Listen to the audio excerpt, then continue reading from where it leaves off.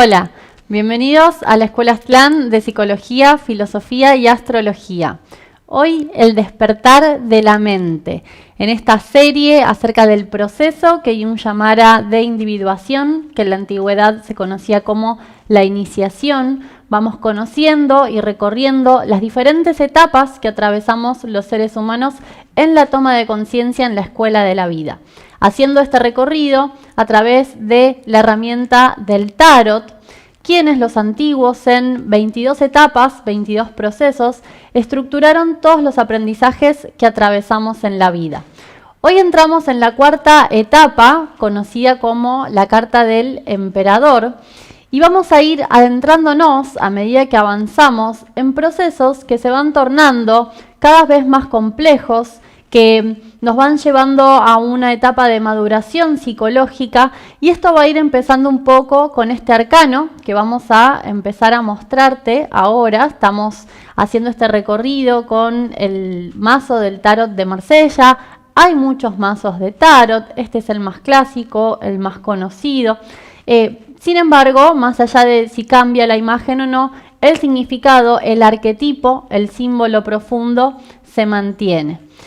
En el caso del arcano 4 que vamos a ver ahora, que viene en una continuidad de la emperatriz, que era el arcano anterior, ahí tenemos los dos, de vuelta nos encontramos con estos dos principios de la energía yin y yang, en este caso, energía masculina, energía activa.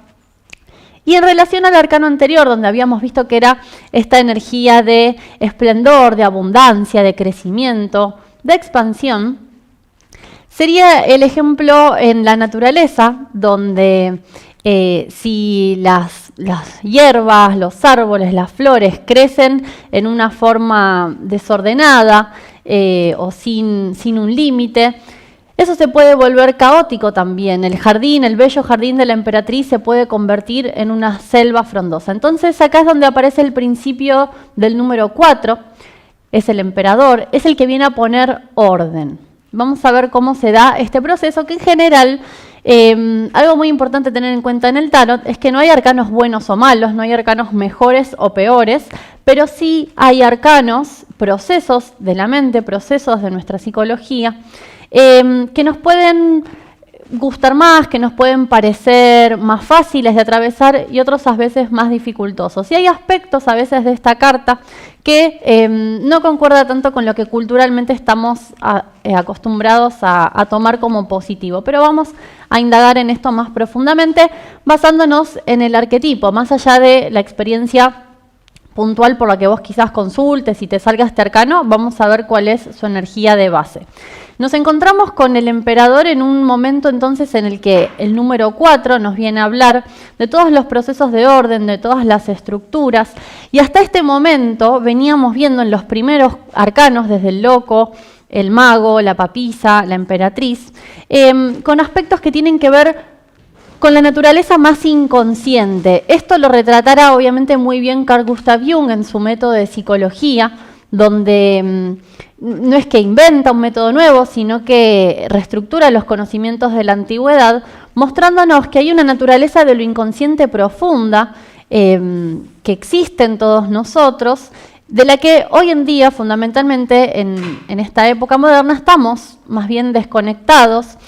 Y el emperador, en un sentido, nos viene a empezar a mostrar este momento de división de la conciencia, donde empieza a aparecer un aspecto racional, un aspecto del ego, que empieza a separarse, a diferenciarse de lo inconsciente profundo.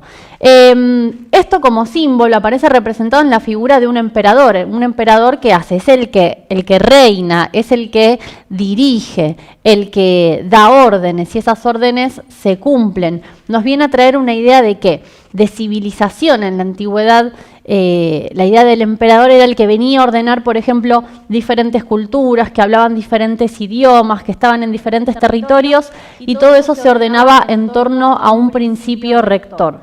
Esto, por ejemplo, en la tradición griega, en relación a este proceso que va pasando de la emperatriz al emperador, se conocía como los dos principios primigenios del Eros y el Logos. Nos encontramos con el Logos en la carta del emperador y el Eros en la carta de la emperatriz.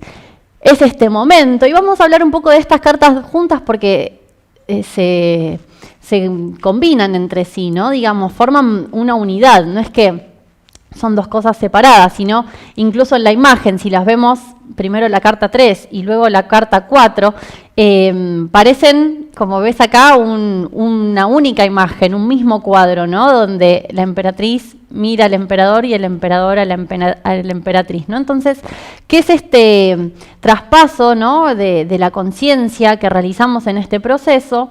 Es un poco la lucha del ser humano, del individuo, por lograr la conciencia separándose de lo que podríamos llamar lo más primitivo, lo primigenio, la madre naturaleza en toda su expresión, pero sin una conciencia que ordena esos procesos. Sería como el pasar de la infancia a la edad adulta, donde empezamos a tomar conciencia de nuestras responsabilidades, donde empezamos a tomar conciencia de que somos miembros de una comunidad, ya sea nuestra familia, nuestra ciudad o nuestro barrio, mejor dicho, o nuestro clan, el Estado, ¿no? Según el nivel de conciencia social que cada uno tenga, donde reconocemos que somos miembros de algo mayor y que hay una autoridad también en todo esto, que es lo que va a representar el poder del emperador. Ahora bien, una aclaración, porque a veces creemos que estos dos arcanos, emperatriz y emperador, son menos espirituales que otros en el tarot. No hay arcanos más espirituales o más materiales, sino que los 22 arcanos mayores, o estos 22 arquetipos, todos muestran un proceso de la vida espiritual, expresado en diferentes niveles para cada uno. ¿Y dónde encontramos el principio de lo espiritual que va llevando a este despertar de la mente que hacemos en el cuarto arcano? Uno de los tantos símbolos, por mencionarte uno, habría más, es el águila, que aparece en ambas cartas, tanto en la emperatriz como el emperador, los une. Fíjate, además, los dos tienen este cetro con esa cruz en la parte superior, la cruz del espíritu, pero acá tenemos la figura del águila, que es un símbolo doble también. ¿En qué sentido? Por un lado, el águila representa lo espiritual, lo divino, es uno de los animales que vuela más alto, ¿no? Entonces es esa conexión que da una inspiración profunda al emperador, donde no va a gobernar solamente por lo puramente político, material, externo, sino que hay un principio espiritual. Pero también este águila, y acá por eso elegimos esta imagen, que en la mitología esquimal se tomaba el águila como uno de los símbolos de la creación universal, y muestra también este otro aspecto, ¿no? Que esto podría ser un poco la sombra del emperador. Recordad que cada arcano puede estar siendo mal canalizado en nuestra vida, en la práctica, y allí nos encontramos con el aspecto sombrío, el aspecto de defectos del arcano.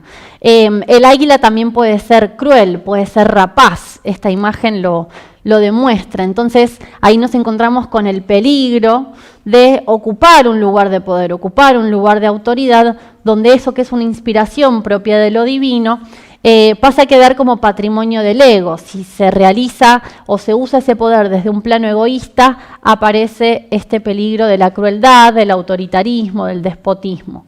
Pero volviendo a la fuerza del emperador en su plano más puro, es el número 4, la numerología es muy importante en el tarot también. De hecho, podríamos decir que todo el simbolismo del arcano ya está contenido en el número, en el principio numérico. Y el 4 es el que viene a dar la realidad a las cosas, es el que viene a plasmar, a manifestar lo que se viene iniciando en los primeros 3 números. Fíjate cómo tiene que ver tanto con el principio de la realidad el número 4, que si hablamos, por ejemplo, de las 3 dimensiones del tiempo, el pasado, el presente, el futuro, no serían nada, serían puras abstracciones, si no las situamos en el espacio. Es ese cuarto aspecto que viene a dar la realidad al tiempo. Y lo mismo en relación al espacio. El espacio lo relacionamos con el alto, el ancho, el largo, pero todo eso no existiría, no sería ninguna manifestación si no estuviese en el tiempo, el movimiento de ese espacio. Entonces, el 4, y hay muchas cuadruplicidades, tenemos los 4 elementos, las 4 direcciones cardinales, las 4 estaciones del año, las 4 virtudes cardinales de la antigüedad, las 4 funciones de la mente de las que habla Jung, y así podría seguir la lista, ¿no? Los 4 evangelistas y demás. El número 4 se convierte entonces en el que muestra todos los elementos de la unidad, como el cuadrado. Ahora, esa unidad todavía está separada. El proceso del emperador es lo racional, es el análisis, es el comprender. La unidad, la integración va a venir finalmente en el 5º número, que veremos luego. Y en este sentido, también relacionando con un proceso muy importante del emperador, como el logos. Logos, una de las tantas traducciones que tiene es el conocimiento o la palabra.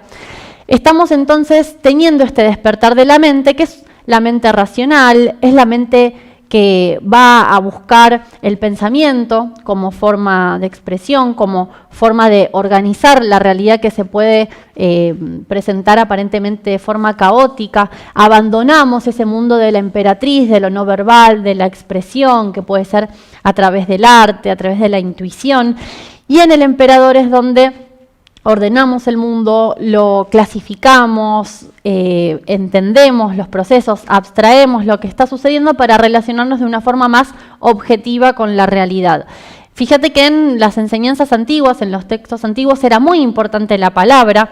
En el principio era el verbo, el símbolo de la idea que está detrás de todo proceso creativo, y es la importancia de las palabras, ¿no? El rol del lenguaje, que es aquello que permite organizar, que permite dar una idea de síntesis, de civilización, y va generando que esta ruptura entre ese aspecto más infantil de la conciencia, que es el ego identificado con todos los procesos, con un yo que busca diferenciarse y comprender en sí la realidad y comprenderse en sí a sí mismo, superando una etapa que, por ejemplo, Jung denominara la participación mística, el estar identificado con todas las cosas, identificado con la naturaleza. No hay un yo consciente, sino que todo tiene conciencia.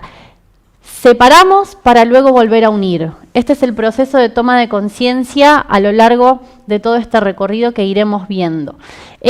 Obviamente, otro de los peligros en este sentido es que, y eso pasa mucho hoy en día, en esta época donde se ha escindido demasiado el ego de lo inconsciente o el logos del eros, entonces caemos en un peligro que es creer que la palabra va a sustituir la experiencia. Vivimos en una cultura extraverbalizada, entramos en laberintos de palabras, y es muy importante ni que el logos supere al eros, ni que eros a logos. ¿Qué quiere decir? Ni que la emperatriz esté por encima del emperador, ni a la inversa, sino que son los dos parte de un proceso completo, entero. No podríamos decir que la palabra agua va a venir a saciar nuestra sed. Entonces es importante en este proceso no desconectarnos de la experiencia emocional, física, de toda la mente. Alguien, por ejemplo, si conoce acerca del poder de los mantras, el poder de las palabras, de las vibraciones, entenderá este proceso que refleja el emperador. De hecho, por ejemplo, esta importancia, ¿no?, al nombre que se le da a las cosas, también se estudia en la numerología, la importancia del nombre que nos dan al momento de nacimiento, o, por ejemplo, si tenés un negocio, el tiempo que dedicás a pensar qué nombre le voy a poner a mi marca. Hay una idea de que las palabras generan un efecto, ¿no?, a través de una vibración, una resonancia, y el emperador justamente es el que da el nombre a las cosas. Entonces, en este sentido, para ir terminando hoy con este video acerca del despertar de la mente como parte del proceso de individuación, nos encontramos con que el emperador viene a completar un proceso, viene a finalizar un proceso y va a dar inicio a uno nuevo. Tenemos como pequeños subciclos dentro del tarot también, y acá nos encontramos con uno de ellos, donde ten en cuenta que no va a poder actuar de forma completamente separado de la emperatriz. Emperatriz y emperador forman parte de un mismo proceso, a veces prevalece uno, a veces prevalece otro, pero ambos son necesarios como principios de energía en la vida, como la corriente alterna, las dos polaridades, algo que hoy, por ejemplo, desde las neurociencias, un lenguaje actual, desde la ciencia actual, se habla de los dos hemisferios cerebrales, ¿no? Un hemisferio dedicado a la expresión artística, la intuición, y otro hemisferio que se ocupa de los procesos racionales, la lógica, ¿no? Bueno, esto ya estaba también en los conocimientos de las antiguas psicologías y filosofías a través del tarot y muchos otros conocimientos. Bueno, hoy llegamos hasta acá contándote un poquito acerca de este cuarto proceso de la iniciación, la individuación. Te invitamos, si te interesa, indagar y conocer más cómo usar el tarot como un método para tu autoconocimiento, para orientarte en tomar decisiones en tu vida, entender lo que te pasa, tener una guía para decidir los próximos pasos a dar. Estamos haciendo actividades, talleres online, te vamos a dejar acá la información del próximo, tenemos también cursos, así que podés contactarte con nosotros si te interesa estudiar, aprender el tarot, o para cualquiera de las otras actividades que realizamos, tanto en forma presencial como online, aquí en el Centro Aztlán. Bueno, y como siempre te invitamos, si te gustó este video, podés darle me gusta, compartirlo con otros, suscribirte a nuestro canal y acordate de activar siempre las notificaciones, así te enterás de los nuevos videos que hacemos en el Centro Aztlán. Gracias por estar allí y nos vemos la próxima. Chao.